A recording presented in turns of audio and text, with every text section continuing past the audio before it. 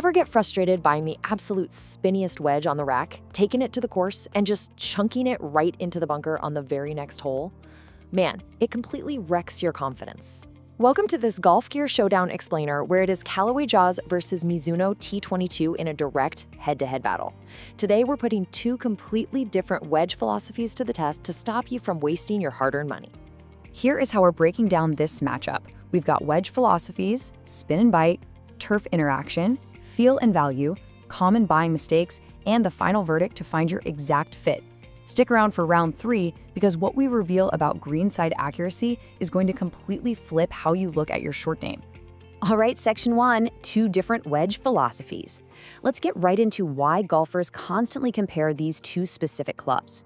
When you look at them side by side in the shop, the visual contrast is wild. Callaway brings this really aggressive cast head design built purely for bite, while Mizuno goes the exact opposite route. You're looking at a traditional, forged design crafted specifically for shot-shaping control. They are completely different beasts. Based on design intent, Callaway is utilizing these incredibly sharp, steep groove edges along with extra milling. They essentially want to grab the ball's cover as aggressively as possible. On the flip side, Mizuno relies on grain flow forged construction, softer carbon steel, and a bore-infused build. They're prioritizing feel and feedback for guys who actually want to sense the club face interacting with the golf ball. Moving right along to section 2, spin and greenside bite.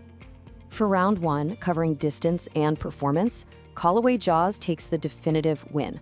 Common feedback suggests both of these wedges spin perfectly fine on clean fairway lies, but the Jaws MD6 really steps up when things get messy. Yeah, I'm going to challenge you a bit on the clean lies being equal, but I will totally give you the win for the rough. Those aggressive Callaway grooves definitely grab a beat sooner out of ugly lies and damp conditions. But look, we have to be real for a second. Chasing maximum spin numbers on a launch monitor is totally useless if the club bottoms out wrong. Spin means absolutely nothing if you are hitting it fat. Exactly, which leads us perfectly into a performance feature that most amateurs completely overlook. Section 3, turf interaction and forgiveness. Mizuno T22 absolutely takes round 2 for forgiveness. They offer loft-specific sole grinds paired up with a traditional sole camber. When that grind actually matches your swing type, mishits just get a little shorter instead of turning into a disastrous heavy chunk. Right, it physically prevents the club from digging a trench. That predictable behavior is exactly what an everyday 15 handicapper needs to survive around the green. Let's jump into section 4, feel, control, and value.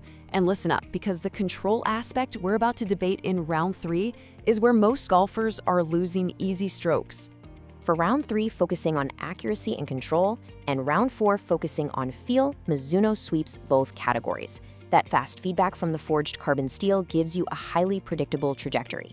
Plus, that soft, buttery impact builds serious psychological confidence when you're standing over a tight lie. I totally agree on the psychological side, Jake, but for round 5, covering price and value, Callaway strikes back hard and takes the win. It is just significantly easier to find the Jaws discounted when it is inevitably time to replace your worn-out grooves. Here is a smart shopper move that most golfers miss. Buying 2 highly capable Callaway wedges for the price of 1 premium forged wedge makes mathematical sense. Fresh, last-generation grooves will outspin a worn-out premium wedge every single time. Most golfers report noticeably better performance simply by refreshing their wedges more often rather than overpaying for a brand name. So looking at the scoreboard, Callaway dominates spin and value. Meanwhile, Mizuno claims turf interaction, control, and feel. We genuinely have a tight battle here. But before we give you the final personalized recommendations and assign a winner for your specific handicap, we need to talk about some massive buying errors you're probably making right now. Section 5. Common wedge buying mistakes. The absolute biggest mistake I see guys making at the shop, buying based purely on marketing spin claims while completely ignoring bounce and grind. Think about it. If you have a steep swing and you buy a low bounce tour grind just because it looks cool, you are going to stick that leading edge straight into the turf and hit the ball maybe 8 yards. Stop copying tour pros.